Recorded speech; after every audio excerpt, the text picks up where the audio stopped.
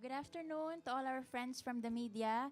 Thank you very much for coming here, for your interest in covering and writing stories and reporting about this important event, an APEC meeting here in the lovely city of Bacolod.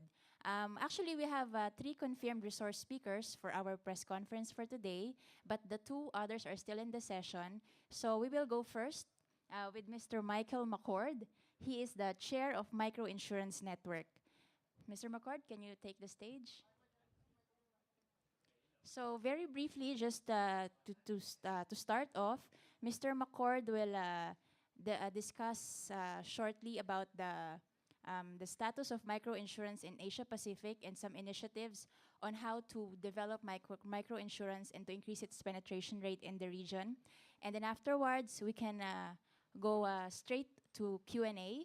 And for our house rules, those who have questions may just simply approach the mic, introduce yourself and your organization. Okay, Mr. McCord. Thank you very much. It's tremendous to be here. I've had a great time already in Bacolod and in the Philippines, which is a country that I love. I'm the chairman of the Microinsurance Network, which is a network of insurers, distributors, regulators, and others who come together from across the globe to try to improve the distribution and the development of products, insurance products, that benefit low-income people and provide profits for insurance companies. We recognize that we need to have the balance, what I call the magical balance. So to come here, I was invited to speak at the APEC and ABAC meetings, and I think what we have to recognize right up front is that our focus is on low-income people. And low-income people are the ones who suffer the most when there's disaster, when there's problems, when there's typhoons or floods or earthquakes. Low-income people are often the ones who are living in places that are most vulnerable. They typically have the fewest resources, the least ability to be resilient. And we recognize, as the Microinsurance Network, the importance of providing products that really add value to the strategies, the risk management strategies of low-income people. Across the APEC region, we've identified 66 million people who are covered by microinsurance. Microinsurance is insurance that's specifically designed for the low-income market, specifically designed not just lower premiums and lower coverage, but also appropriate design. How do these products work for low-income people? Based on demands of low-income people, what do they really need? And based on how do we distribute products? So there's not just cheaper products, but better products delivered in a different way. Is microinsurance in a different way that's more appropriate for that market. We do microinsurance across the globe, and Asia itself has been a very important region. It's been the largest region in terms of microinsurance utilization. Next is Latin America, where almost 8% of the population is covered by microinsurance. Total across the globe is about 4.9%. 4.9% of people covered by microinsurance. Now, if you think about the risks that low-income people face and the need that they have for good insurance products, good risk management protection, it's important to recognize that there's a market of 95% of the population that's still open out there that insurers and others should be accessing to help provide people better products and better risk management coverage. There's a huge market, a huge opportunity.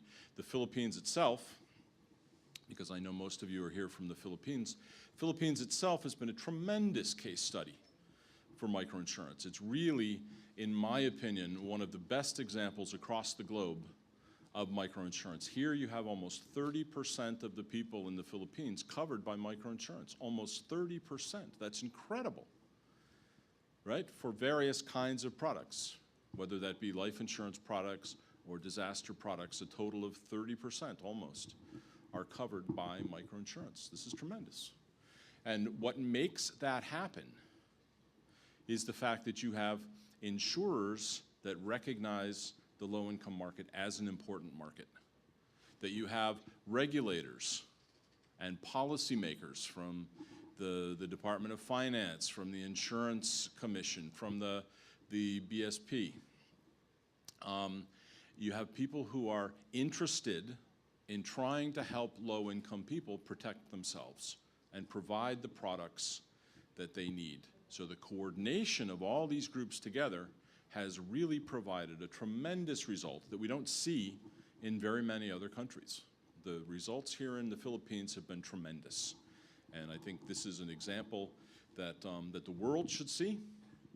And truly, wherever I go in the world, I point to the Philippines as an example of how microinsurance should be developing. What's a good example of how to structure microinsurance on a policy level? And so, so this is really a tremendous example of good microinsurance here in the Philippines. Thank you, Mr. McCord. And now we are opening the floor for Q&A. Is there anyone who wants to throw the first question?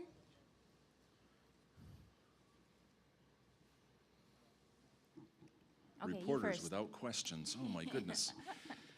They're usually shy to ask, to be the first one to ask. Hello. Hello. I'm Lalaine Moreno from UNTV. And how do really this micro insurance can help to make our economy a resilient one? How can microinsurance help to make the economy a resilient one? What we all try to do in countries with a low-income population is we try to develop sustainable development. We put a lot of effort into credit and savings and other efforts, trainings. But I believe, and the Microinsurance Network believes, that without insurance products, you can't have sustainable development, right? Because what happens is people will do better and they'll do better, and then someone will get sick, someone will die, and they fall back into poverty. So the effort of insurance is to keep them from falling back into poverty. And so I would say that insurance is the cornerstone of making a resilient market in the Philippines. Now, insurance isn't the only answer. Insurance, I would say, is necessary, but not sufficient. Also, savings and credit. There are times when credit is more important or more appropriate than insurance, when the amount is relatively small. There are things that should be covered by savings. So we need ways in which we think about how do we use other financial resources as well as insurance to help provide the kinds of benefits that people need. Otherwise, we will not have sustainable development. We will not have the kind of resiliency that we need. So how does it help our low-income market? Helps the low-income market by helping them to replace income when there's a death, for example. Helps them to cover those major expenses. In the case of disasters, it helps them to get going faster. What we found with research that we've done is that low-income people typically are living on the income that they make today. And so when their business is destroyed, every day that the business is gone, they don't have income to bring home to feed their family today. So we have to be able to get money, get get claims back to low-income people very quickly when these events happen. And when you look at an event like Typhoon Yolanda, the response of insurance companies to go to the area very quickly to set up an insurance unit to help pay for low-income people, this gives people right away the kind of money that they need, in some cases just to survive, in other cases to survive and rebuild. And this is a critical component to risk mitigation, and it's an important way in which insurance helps low-income people to get back on their feet and be resilient. Okay, that was a great answer. Thanks a lot. You're welcome. For appreciation of everyone, microinsurance products are very cheap versions of a regular insurance. In the Philippines, there are insurance products that are as low as, say, 20 pesos per policy. So it's very affordable. So a low-income household can very much afford it. So in case of a death of a breadwinner, so the family can have something to get as claims from insurance companies. So they will be covered. And also in terms of disasters, if they have non-life microinsurance, they can also get some claims, money in order to regain the properties that they lost. So this is how microinsurance helps low-income households. And so Okay. getting the products to low-income people is what's critical, and how we find distribution channels to get the insurance out to people is important. And we were just listening in the session to some innovations, including disaster insurance that's sold on the sacks of fertilizer for farmers. You get a little bit of index insurance for every sack of fertilizer that you purchase. So getting the product out so that they can reap the benefits that insurance brings is really important. So. Okay, okay, sir. I'm Henry Strigan from Negros Daily Bulletin. What I'd like to ask you is, you say that 66 million people are covered by microinsurance. How many of these 66 million come from the Philippines? 29.8 Out of million come from the Philippines out of the 66. 29.8%. Yes. And this is less than Nope. Yeah. 30%. 27.9. I'm sorry, my number was wrong. As of Yes. the end of 2014, it's 27.9 million people in the Philippines out of the 66 million in the total APEC countries. Now, the APEC countries is just a small portion of Asia, and it's just a few countries in Latin America. But 27.9 as of the end of 2014. Okay, who wants to ask the next question? Okay, sir. Good afternoon. I'm Mitch Lipa from ABS-CBN, Bacolod City. In Bacolod City, we can also cite some success story of microfinance. One of those, the Negros Women's for Tomorrow's Foundation, who adopted the Grameen Bank Bangladesh methods, and they are big right now. How can they improve more with their microfinance business with this AP conference that we have? I think what I hope will come out of the APEC conference is more of a recognition of the need to coordinate private activities and government activities, and to get the private sector continuing to be more involved. And I think what the Women's Association would benefit from is certainly working with a number of insurance companies in this area. I know pretty much all the insurance companies here, and all of them are looking for clients. And so one of the benefits that you have is that there's competition. And when there's competition, then you can work to get the best benefits for your clients. And I know that Grameen, as a model, Grameen actually does health insurance in many places, and they do other protection programs. So going directly to some of these insurance companies, I think, is a good thing. But also what I hope to see out of this conference is a better policy environment, especially around the rest of APEC. But as I said before, I think you've got a really good environment here in the Philippines. And so, I hope there's some benefit here in the Philippines. I expect there will be greater benefit across the globe, but you have plenty of opportunities here to get really good products in the Philippines. Thank you very much. Thank you. Okay, Mika.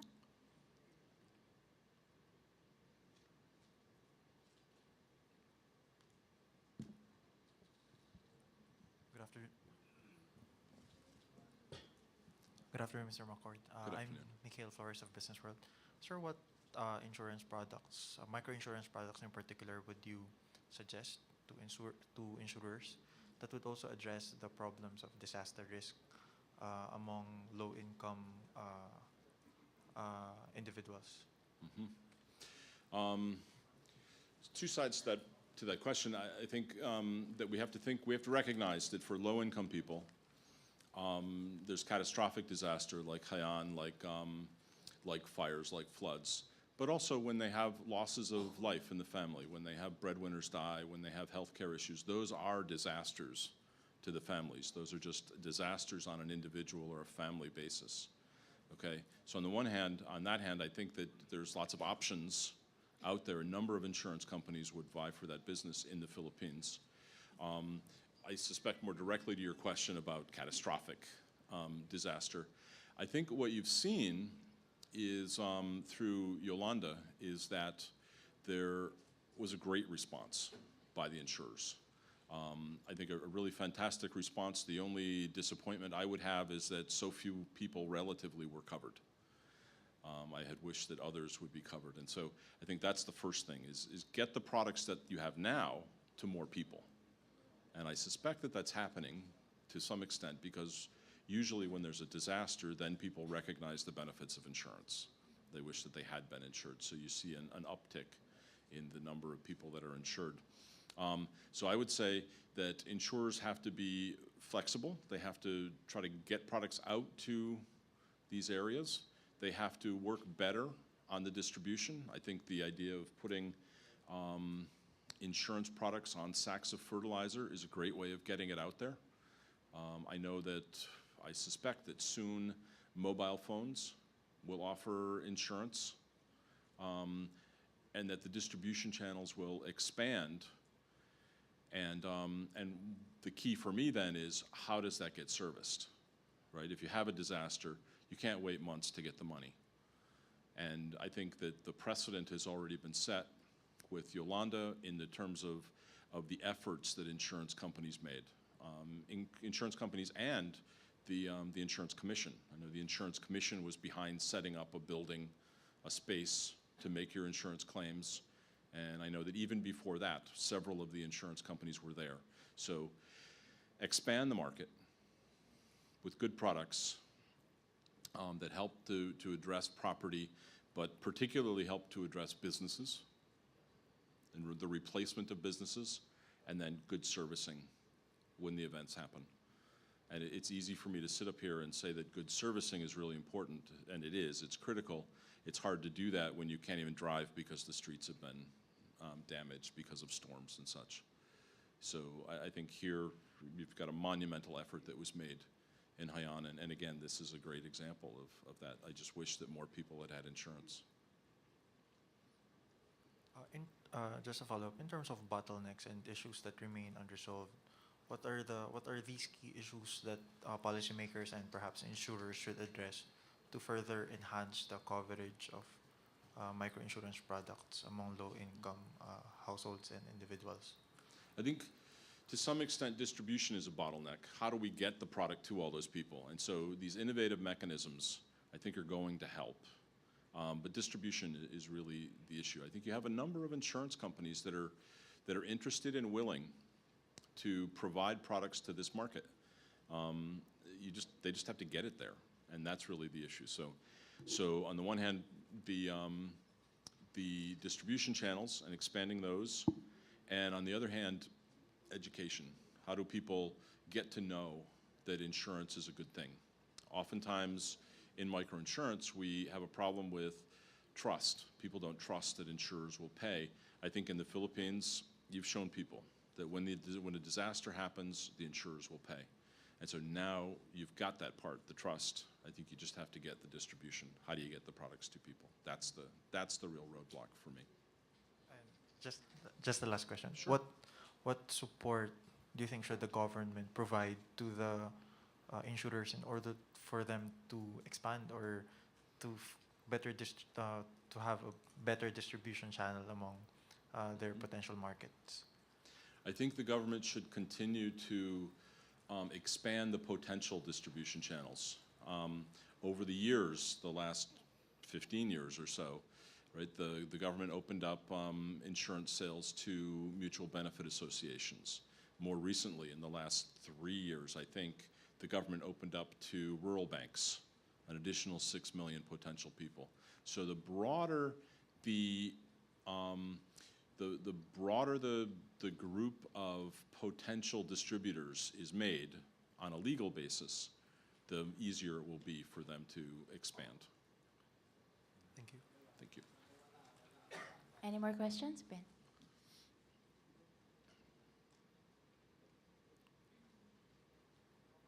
Sir, good afternoon. I'm Ben De Vera from Philippine Daily Inquirer. I have two questions. The first one, you earlier mentioned that there are 66 million people in Asia Pacific or the economies belonging to APEC that are covered by microinsurance already. But among all the low-income individuals or families in the region, how big is the market? How many people really have to be covered by microinsurance? Also taking into consideration that the region is also a place where there are a lot of natural disasters and calamities, like a lot of countries lying on the ring of fire, and also a lot of typhoons and cyclones hitting the member countries. And second question is related to an earlier question: why hasn't microinsurance picked up among the other probably low-income countries or among low-income societies or individuals and families? And how do we make it? Is it because they're probably not lucrative for insurers to offer such products because there are low gains from microinsurance? Thank you. Thank you very much. Potential across the APEC region.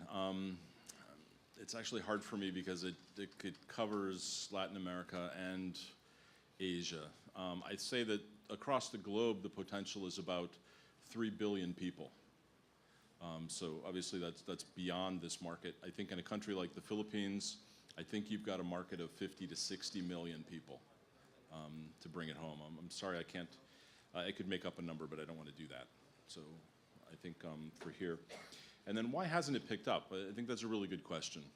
And if you look across the region, the APEC region now, we see the phenomenal success of the Philippines at almost 30% coverage and very substantial growth over the last several years, even 50% growth over the last 2 years. So very substantial growth here.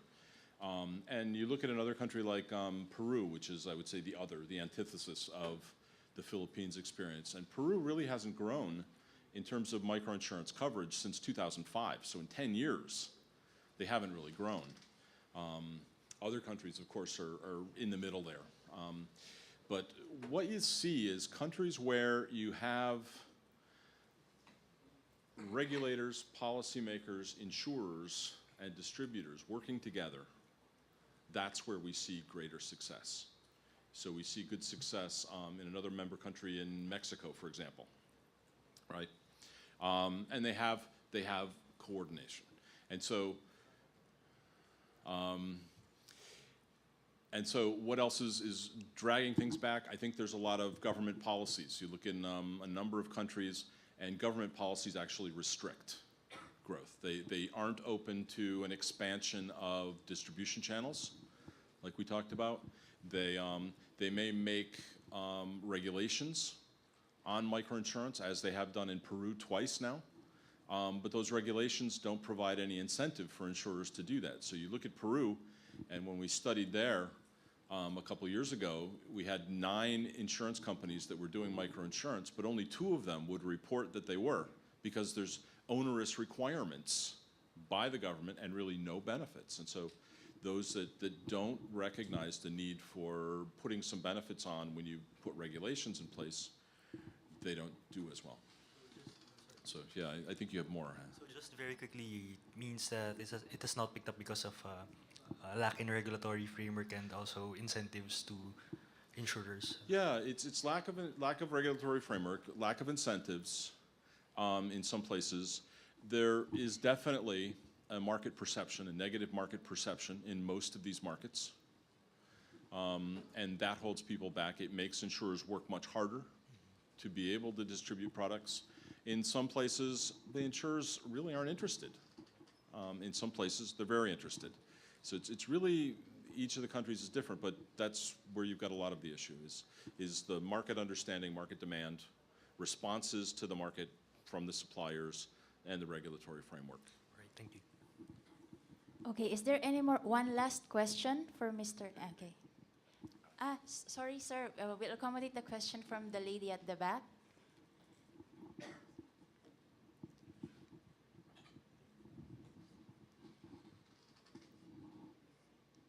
Excuse me, good afternoon. Good afternoon po. Good afternoon. Edit Colmo Bulletin. Because it's in the country, there are some insurance companies that has been closed because of scam. Is the microinsurance you are referring to the low-income families not vulnerable to scam? That's all. Are the low-income families vulnerable to scam with microinsurance? Well, I can't ever say no to that because there certainly are some risks. What's important, and we see more risks in some places than in others because there's little care for consumer protection. I think in the Philippines specifically, what you have is very close monitoring by the Insurance Commission. You have reporting that's done on an annual basis by insurers. You have the ADREM, and alternative alternative dispute.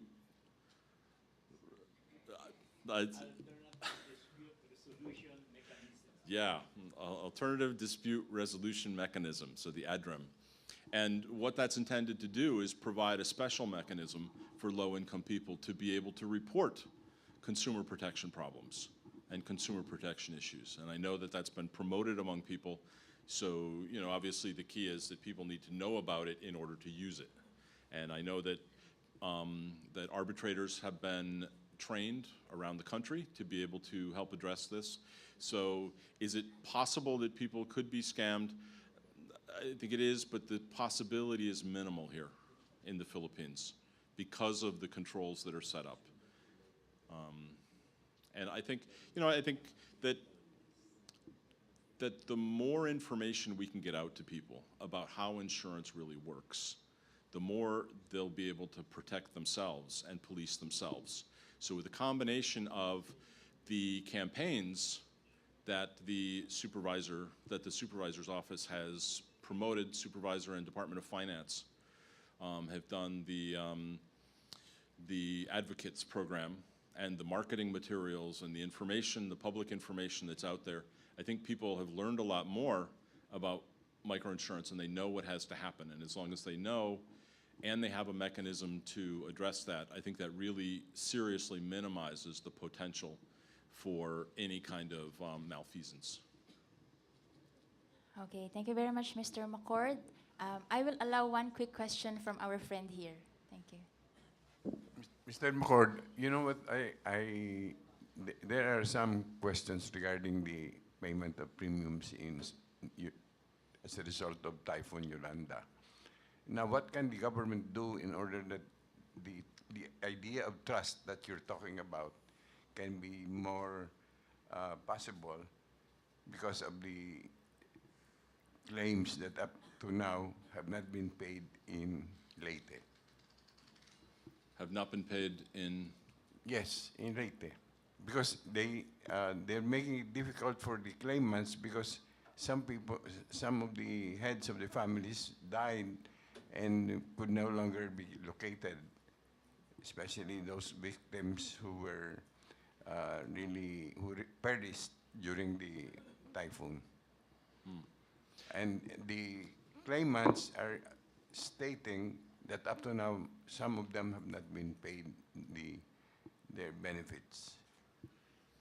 I'm surprised at that. I can't. Mr. McCord, and to our friend here, good news is that Insurance Commissioner Dooc is here. He will be our second speaker, and he knows more about the local issues. So he will address your answer later, sir. Okay. I do know not about this specific instance, but I know most of the microinsurers here. And I do know that most of them in Yolanda and these big events have worked very hard to pay claims, even when the claims were questionable, as long as they had some belief that the person was actually their client. I know some of them searched through the records to find clients that had died or had been injured or had problems. So the ones that I know were very active in trying to pay claims, which is an amazing thing to say about insurers. But that's what happened here, is they really made an effort to try. But the more specific answer can be addressed. Okay, thank you very much, Mr. McCord. We appreciate your time and for your engagement with our media here. Enjoy your stay in Bacolod. Thank you all very much. Thank you.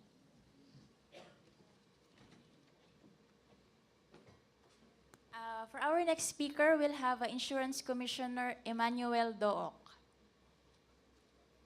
He will talk about the success story of of the Philippines in terms of microinsurance and about the things we can share to our fellow APEC member economies. Good Okay, sir, afternoon. you can have a brief statement before we open the floor to I Q&A. believe that you have heard so much and a lot from our speakers this morning, particularly from Mr. Jonathan Batangan, who made a very cerebral presentation.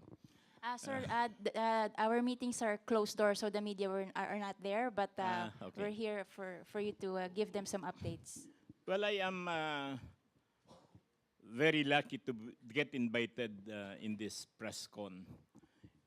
In my morning presentation, where I was the opening speaker, I cited the significant achievement recorded by the insurance industry, particularly in the field of microinsurance, and our current efforts also to adopt a disaster insurance pool to help out our residential property owners as well as SMEs to get disaster insurance to protect themselves against the risk caused by disasters which happen in our country with greater intensity and growing frequency.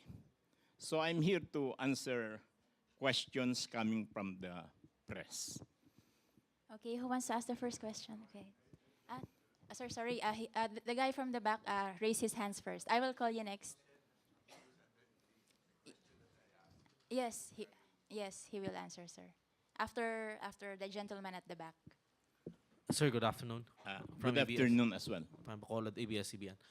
Citing specifically the case of Tacloban, Yeah. how many are those covered by microinsurance before that Yolanda hit them? And do you think if many of them had been covered by the microinsurance, better for them to get recovered fast? I do not have the specific numbers, no. But in one of the questions raised this morning, there was a significant distinction between the numbers of individuals with insurance coverage pre-Yolanda and post-Yolanda. What I cited then is that, when people suffer from disasters and calamities, it makes them realize the critical importance of getting an insurance cover. I used the term critical juncture at the time. A critical juncture is a term which means an event which eventually affects the course of action which a person may take in order to prepare for such similar event in the future. So in this case, the critical juncture is Ondoy, Typhoon Pablo, Typhoon Yolanda. Before the occurrence of these destructive calamities, people were not aware of the significance of getting insurance cover.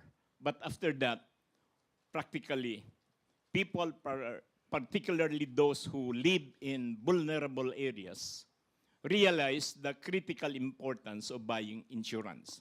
So in the 2009 numbers, the market penetration or the number of individuals with insurance over the general population was only 14%. I'm talking about universal cover, not just limited to microinsurance. Per our last count, although based on an official number, in 2014, the market penetration reached 34%, 34%. This is a very big jump, even based on our prediction and target. You will note that some years back, we expressed our market penetration target as 2020 vision, meaning 20% of our population will carry some form of insurance by 2020. This is only 2015, but our market penetration is already 34%. We have exceeded our target. So sometimes disasters, as I have said, is a curse and a blessing at the same time. Because it makes people realize that there is a need to buy insurance cover.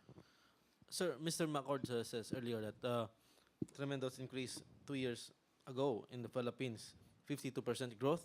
This is 50% growth, 52% growth 52 in in the Philippines. for micro insurance. Where this- well, where is I this? agree with him because in the landscape study conducted by or sponsored by Munich Re in 2012, the market penetration rate was 19%. No? Because we are close to 100 million population. No? That's about actually, I think, 18 million with microinsurance cover, which translated to about 19%. But in 2014, it jumped to close to 28 million. No? So there was a significant or phenomenal growth in microinsurance coverage, coming from 19% to 28%, because last year we hit 100 million population. No? So 28 million is roughly equivalent to 28%. It should even be more than 50%. Okay, now we can allow the question from our friend here, sir. No, the question that I wanted to ask is regarding the idea of trust. Yes. Because I know, because I went to Yolanda to cover the Yolanda during the typhoon, the aftermath. Yeah. And one of the things that were brought to our attention, and not only to me, but to many other media outlets, was the fact that many insurance companies have made it difficult for the claimants to get what they deserve from the aftermath of the typhoon. So what action or what moves has the insurance office done in order to correct this situation? Thank you, sir, for that question. 2 weeks right after the Yolanda struck, we organized a meeting in my office where we set up a special claim center under the program Agarang Proseso Beneficio ay Sigurado. So we organized a team. We rented a container van, shipped it to Tacloban, and set up a claim center sometime in November, right after the tragedy struck. That claim center was put up next to the City Hall of Tacloban. No? And our team stayed there for more than 2 months. It received claims, it initially processed claims, and for the more complex ones, they email it to the respective companies or the insurer concerned. And we're able to finish many claims through that process. The difficulty there is that many could not submit claim forms, no, because the documents were destroyed. No, but we relaxed the claims documentation requirements so that we could accommodate the submission of claims. And to assist claimants, for those whose claims or losses were clearly established, we released payments. We ordered the companies to release payments to the cooperatives, where the victims were members of, because the cooperatives know the beneficiaries, their members who are covered by the microinsurance. Likewise, we also declared moratorium on the payment of premiums without interest. No? That was published in the newspaper. We likewise urge companies to extend the policy loans. And for those who wish to surrender their policies, to process their cash surrender application with dispatch, to fast track the processing of their applications. And that has been institutionalized. The program called Agarang Proseso, Beneficio ay Sigurado. It's now covered by a circular which I have duly signed. And every time a similar tragedy strikes, we'll be adapting that program so that we can fast track the settlement of claims. You know, sir, by the way, we monitor companies which do not pay claims. When they apply for renewal of their license, which before was done annually, we don't approve the renewal if they have records of unsettled claims. No? But of course, if they can establish that the delay in the resolution of the claims are well-founded, then we let the process to be concluded, meaning we conduct hearing, and based on the evidence adduced by our hearing officers, the decision is made, whether in favor or against the claimant. Would it be possible for you to tell us what percentage of the claims that were processed in your office were paid or attended to by the insurance companies? Well, we have the numbers actually. I think that's part of our annual report to the Secretary of Finance. But I am very sorry, I cannot just recall it now. But we do have a record because we are evaluated. Our performance is evaluated also based on how we attend to the public's complaint. We have the number of complaints. We have the number of resolved complaints. We have the number of outstanding complaints. But I am sorry, I cannot give you the numbers now. What office could we write to in order to get that That data? is the Insurance Commission, but the particular division is the Public Assistance and Mediation Division. The head of that is Attorney Lisa Tubilleja. She is from this region.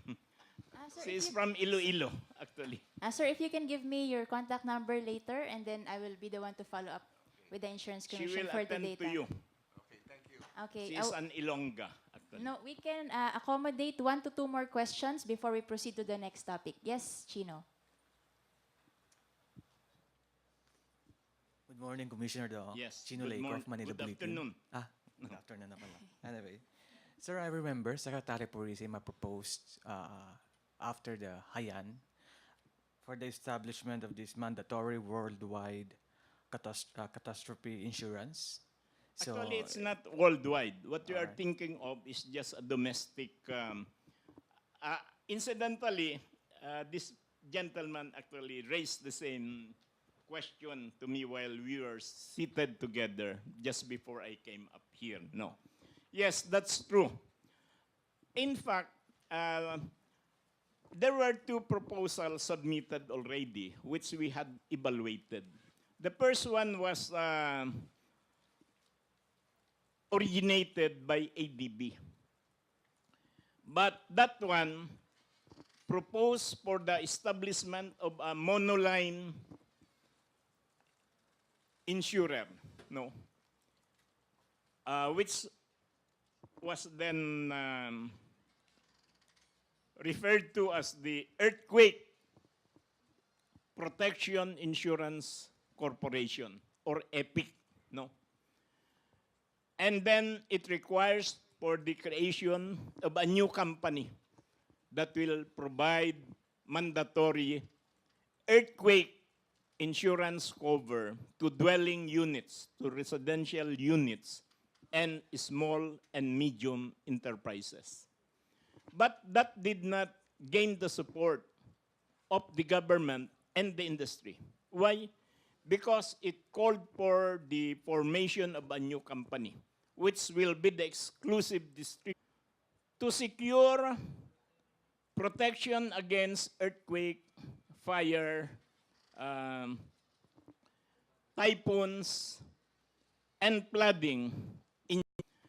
But it was, we were ordered, together with the Bureau of Treasury, to review it and come up with our suggestion. It's currently pending with the Bureau of Treasury. No.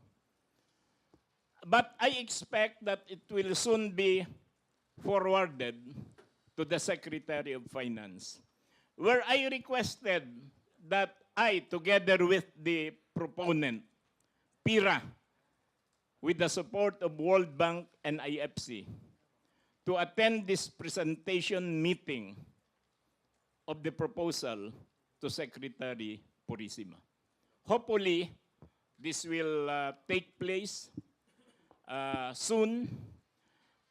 And one feature of this is that we will only be requiring an executive order to fast-track the launch of this disaster insurance pool. Of course, we would love to get congressional approval for this. But we know political realities. Next year is an election year, no? We doubt very much if this will be approved by Congress in due time.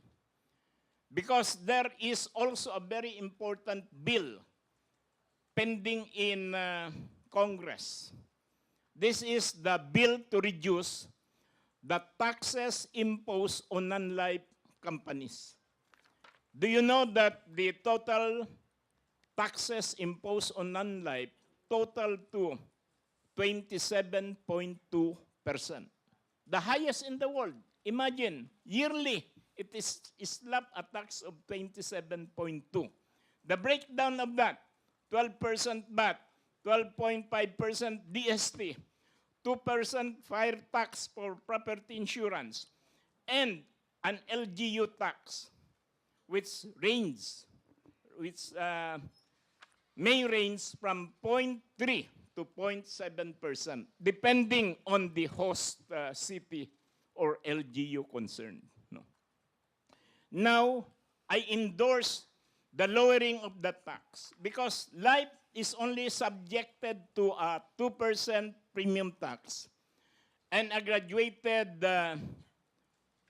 DST beginning from 0 up to 100 pesos only based on the sum assured.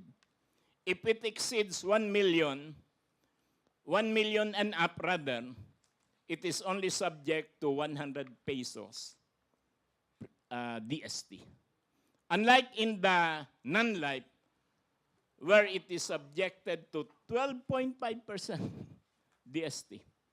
So I endorse a tax rate for non-life equivalent to the GRT imposed on banks, which is only 5% gross receipt tax, which will be the equivalent to the premium tax or VAT.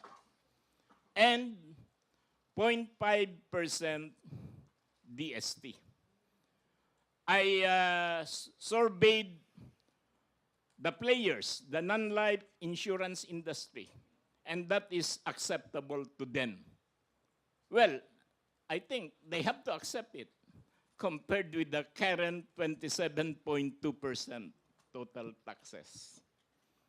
So we hope that that proposed executive order, a draft of which is already prepared, if DOF will endorse it, then it will be with the President, hopefully before the end of the year. Okay, it's already past 1 p.m. and our resource speaker will have to go back to the sessions. But sir, for your closing statement, what do you think are the best practices that the Philippines can share to its fellow APEC member economies? Well, our theme is broad, no? Disaster finance, APEC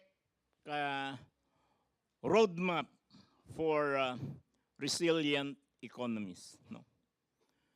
Our contribution to APEC will be our experience in implementing our microinsurance, which is our principal tool to achieve financial inclusion.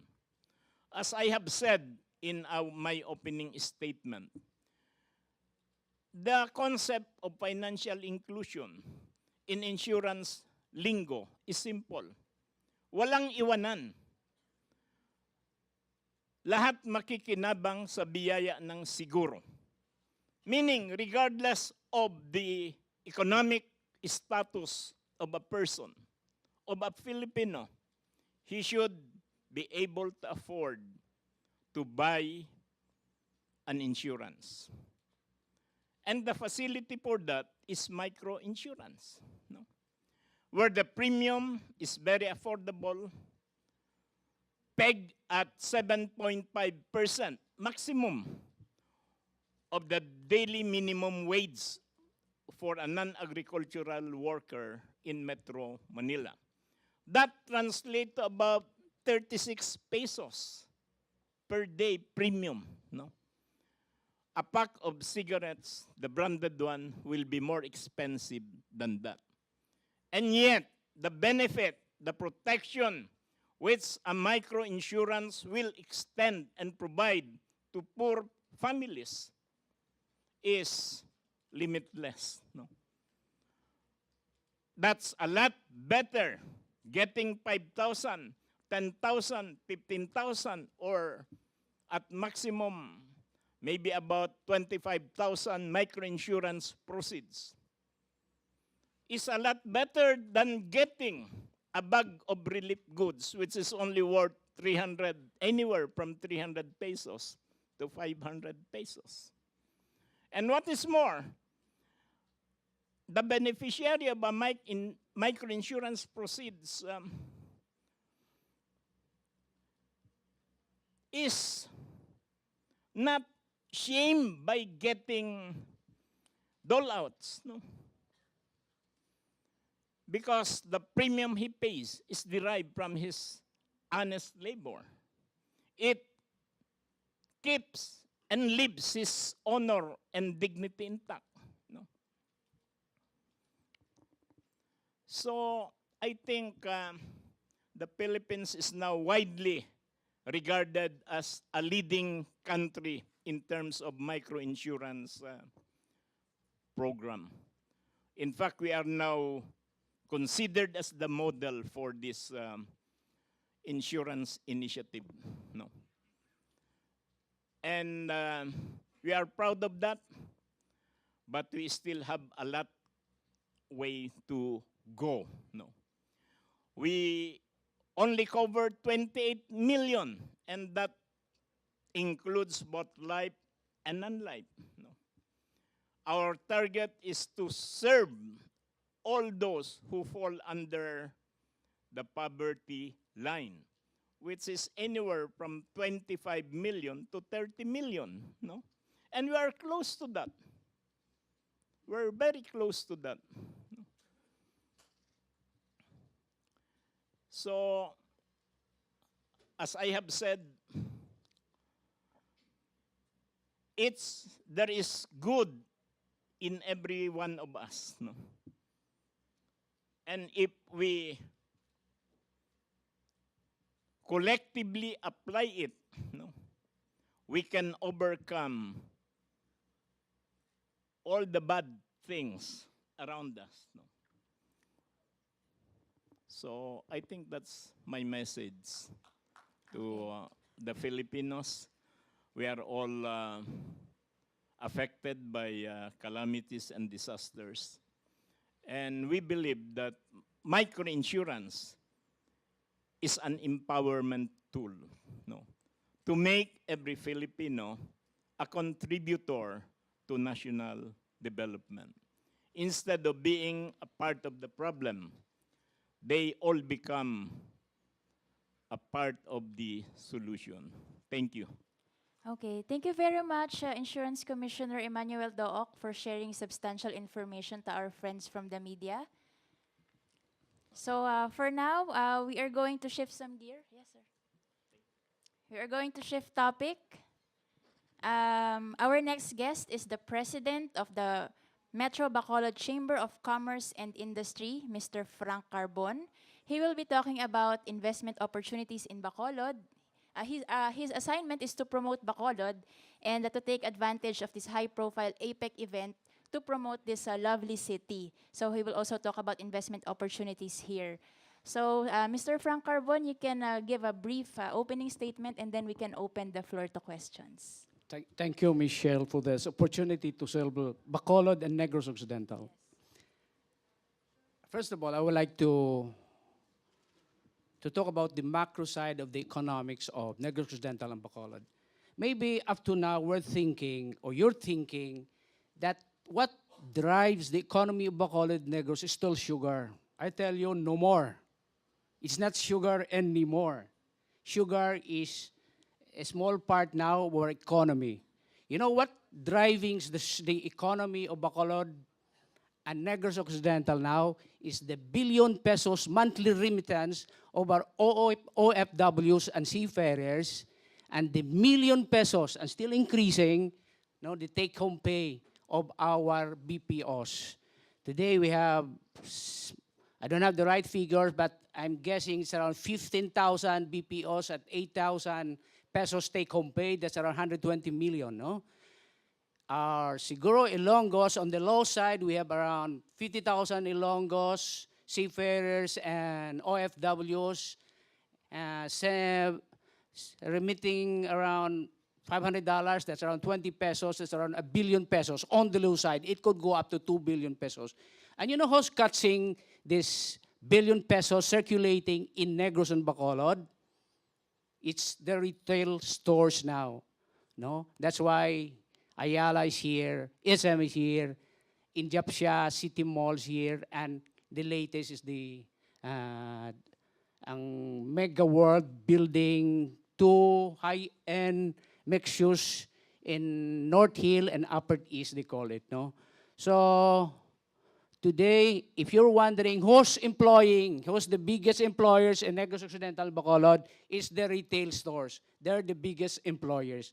But that's not the end of the story. That's not the end of the story. Remember, 2-3 months ago, I think the Sugarcane Act of Congressman Albi was approved or was signed by the President into a law, no? Into a Sugarcane Act, the Sugarcane Bill, allocating, if I'm right, 2 billion pesos annually. 2 billion pesos annually, and 50% of that, 1 billion that is for infrastructure, meaning roads, and irrigation system more particularly. The other 50% is for research, black farming, etc., etc. But remember this, the more important part of that act is it creates or it created or it will create two more revenue streams for the industry. The fuel ethanol and power from biomass. Meaning, if you're in sugar industry now, it will not be anymore sugar cane to sugar, or your molasses to alcohol, but now you have three options. You can have your sugar cane or your sugar juice to ethanol and your bagas or the waste to power. But here's another thing. The biomass plant needed supply of biomass or agricultural waste 12 months a year. Our planting season is only 7 to 8 months. In short, there's no bagas for the next 5 to 6 months. So it will create, or it's creating now, another industry. All the marginal land in Negros Occidental, not suited for sugar, will now be planted to tree or grass farming, no, to be harvested and feed to our biomass plant so that we will have power from biomass 12 months a year, not 6 months a year now. No? So remember, so there's a very bright future for the industry, and at the same time, our service sector, catching the billion pesos money from OFWs, is also increasing. It's really sad to note it's the service industry is growing for the last 2 to 3 years from between 3 to 5% in our agricultural industry. And agri-province and our growth is slowly decreasing. But I got a feeling in the next 5 years, our agricultural sector, with the pushing now of the non-sugar business, which our high-value crops of vegetables, bananas, pineapple, cacao, and coffee, plus our aquaculture, our poultry and livestock, will overtake the service sector. So by that, I would like now ready to answer questions. Okay, is there anyone who wants to throw the first question? Okay, our friend from ABS-CBN. Yes, ma'am. Mr. Carbon, what do we know about here in Excuse me, sir, can you just state your name and your organization? Okay. Because he was not here earlier. Mitch Lipa, ABS-CBN. Bacolod. He knows me already. Okay. Okay. Sir, what we know about microfinance here in Negros Occidental is what the provincial government is offering for the Crop insurance. crop insurance. But we cannot deny that Negros are still covered with more sugar. Our lunches are more still sugar right now. Although we are in the diversification period, but more are still sugar cane. Are they covered with this micro insurance? Are they?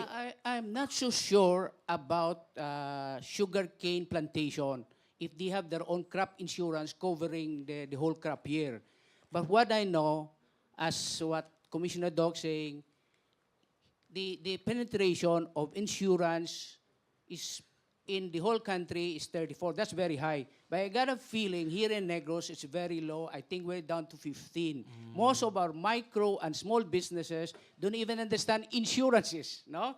They don't even cover their houses with insurance and everything, no? And I got a feeling the crop insurance of the province is subsidized by the province for now. But I think we're very, very lacking the disaster risk finance, particularly in insurance. It will open our eyes, no? We cannot go on investing our money in businesses or building on houses, not covering it with insurance, when we know 20 typhoons are visiting our country every year. In Negros, we're quite a little lucky. The weather is business friendly, no, not much flooding, not much strong typhoon visited us, but sometimes it can go the other way also. Yes, sir. In relation to the statement of Mr. Dooc earlier, they make the Philippines as a model for because of the tremendous increase in the micro insurance. I don't know if you have the figure as to how the contribution of Negros and Bacolod to this 28% increase. in the whole Philippines? I don't have the figure now, but I keep feeling it's very, very low, no? Oh. That's why I'm very happy when he announces today that before the end of the year, a mandatory insurance on low income and small and businesses, small and business enterprises and low income population will now can avail of a low cost insurance with the same benefits of the higher income level and everything. I think that's a very, very good move, no, of our government, especially the Insurance Commission. Mandatory? He gonna make it something to the effect nga, if you are a businessman, before you'll be approved your business permit or you'll be by SEC, you'll have to show a proof nga you have an insurance coverage of your business. Or if you have a house, something like that, before you can pay your construction permit or apply for the payment of real estate tax, you have to show proof nga your house is covered with an insurance. No? But this time, I got a feeling it will be a low-cost insurance, premium very, very affordable, since it will be a pool of insurances of high-end insurances together with World Bank and International Finance Corporation. It's just my little subsidy from the big guys, meaning the upper bracket will subsidize the low cost or the small and business enterprises also. And it has to be mandatory so that it will be a low premium coverage if we have the mass, the volume, no? If you have volume, demand and supply, you can bring it down the cost of your insurance or operation. Thank you, sir. Thank you. Who wants to ask the next question?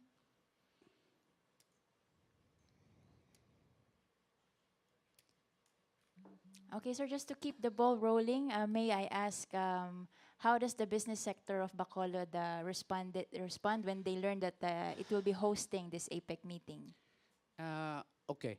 This high-profile meeting, we're a little bit, Negros on Bacolod, we're a little bit successful in attracting billion pesos investment, especially in our giant real estate, no, business. That's why, you know, Injap Shop is here, the Ayala is here, the Mega World is here, and everything, no, building billions pesos investments, mixed use, no. But we need more exposure in national and especially in the international level exposure, because what we need now is billion pesos investments in bioethanol, in biomass plant, in our tree and grass farming, in our pork production. By the way, we have a very strong feeling, I think this is true to the whole country, the next millionaire or billionaire probably will not come from the energy industry. It will come from the food production industry. With the community getting affluent. By the way, if the giant real estate developers are here in Bacolod and Negros, developing mixed use, creating malls, it's because they see a large middle class and growing rapidly. You know, a low income will not go to a mall or a supermarket. They will go public market. If they're here because Negros and Bacolod, we have a very large middle class, which is the backbone of a strong economy. It's the middle class who really runs the economy and everything. No? So, affluent economy, middle class, the next demand is food production. So, the next business will be in the rural areas producing high-value crops, organic vegetables, poultry, livestock, eggs, cattle, milk, and corn. So, believe me, if you have money, go to food production. The next millionaire will come from agricultural sector, particularly food production. Okay, yes, Mika.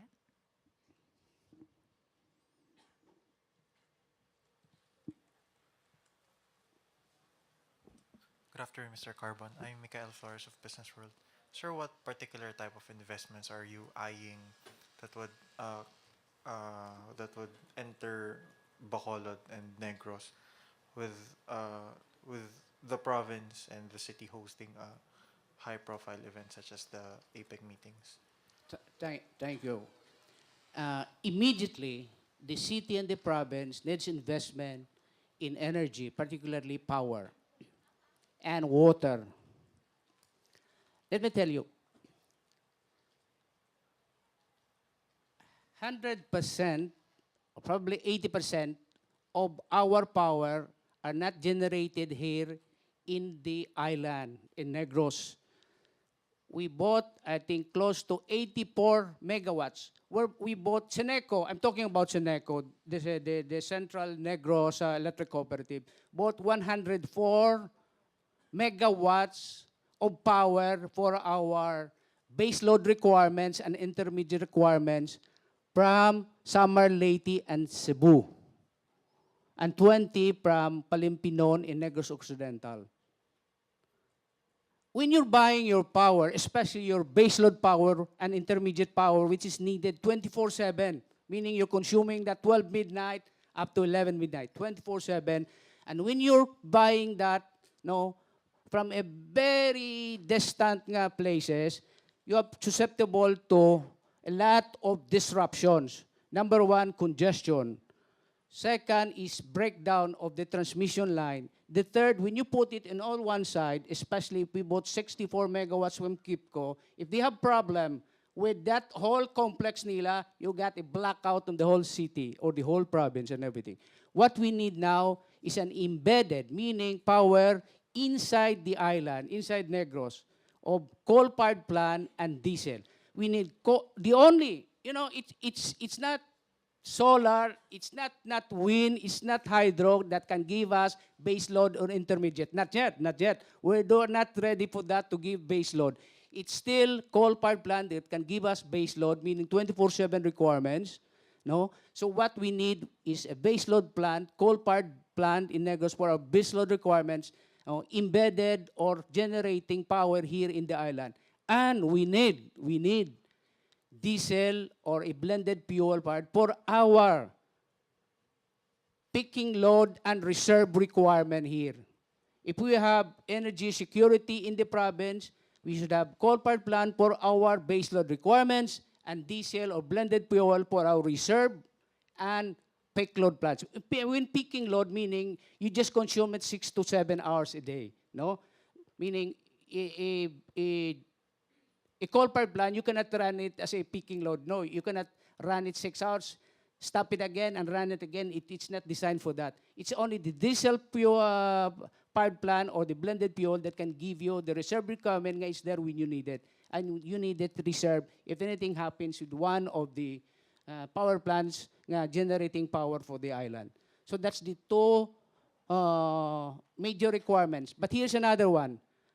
We need for Bacolod, 500,000 population, we need bulk water supply. Our district is now, I think anytime they will bid for a bulk water supply. 90% of our water supply is groundwater. We're pumping it. When there's no power, no water because they're using electricity. So, ma-change la diesel, very, very expensive. Today, they're bidding for a bulk water supply, surface water, which is spring and river. So that's the two major requirements we need. The others is, of course, ethanol plant, biomass plant, and everything, food production.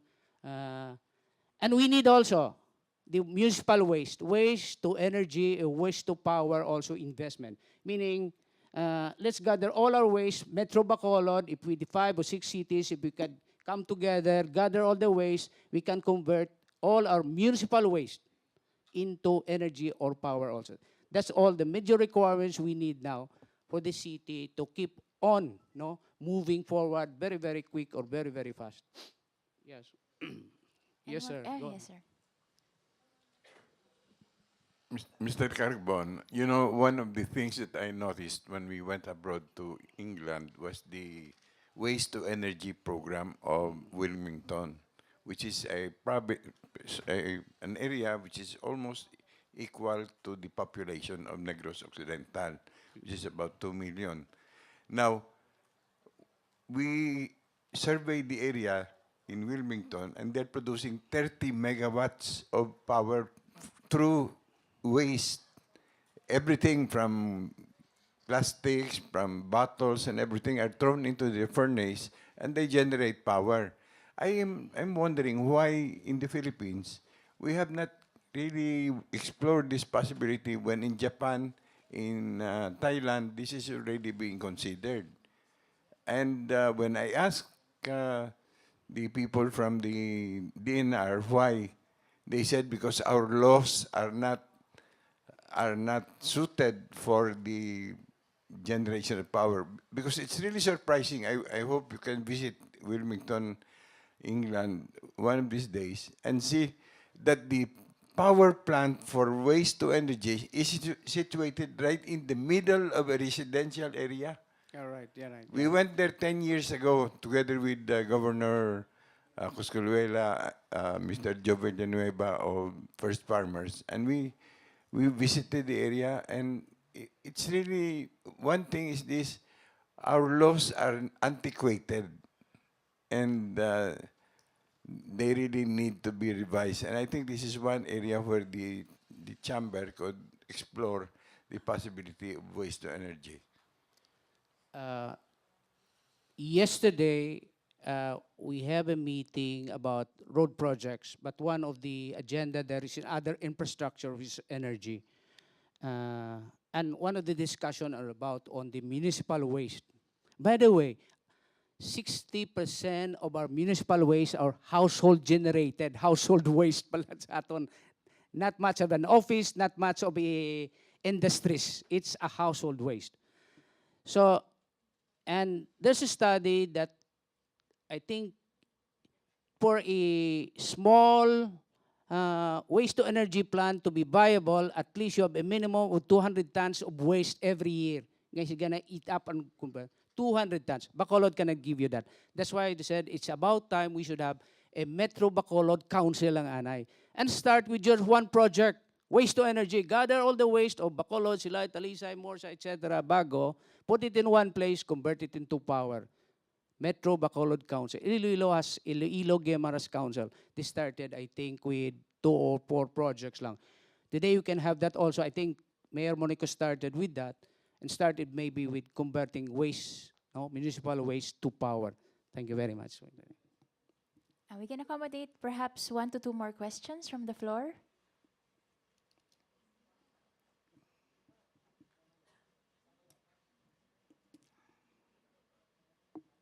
Okay, sir, I think there is no more question from the floor. For your closing statement, sir, may I ask, you mentioned earlier that APEC is a great opportunity for Bacolod to promote or to seek potential investors in priority areas like power and water. So in return, what can Bacolod offer to potential investors? Why is it good to do business here? Bacolod is very business friendly. For a long, long time, we don't have a major flooding. We have a strong typhoon visiting us. No, we have wider roads. We have a flat area of around 16,000 hectares, and we're building another. Aside from our outer Bacolod Circumferential Road, there's a study now. I think it's being visited and funding is being sourced out by DPWH to create another sugar road or the outer circumferential road, no, on the east side of Bacolod. Meaning, if you have roads, accessibility improves. In short, we're now widening Bacolod, and if we have Metro Bacolod, coordinating all the development plans, water, power, security, road network, drainage of the Metro Bacolod, Silay, Talisay, sila na biting. Meaning, the problem of Metro Cebu and Metro Manila now, we could avoid it now if we have to plan it now. So come to Bacolod, our infrastructure is getting better, getting stronger. Our economy is getting stronger. In our local market, no, especially our middle class is getting larger and we're getting affluent. What about, sir, the quality of labor? Okay, we have, as of last count, we have 1,300 universities and colleges, high schools in Bacolod and Negros Occidental. I think 53 of these are the registered textbook schools. and we have 11 or 18 agricultural schools. Our labor force is very, very well educated and very, very young. Okay, thank you very much, Mr. Carbon, for participating in this press conference. Okay, thank you. And to our media friends, thank you very much for your presence. Thank you, Alda. We are going to try to pull out some more people later for a potential press conference this afternoon, probably around 5 or 5:30. Thank you very much.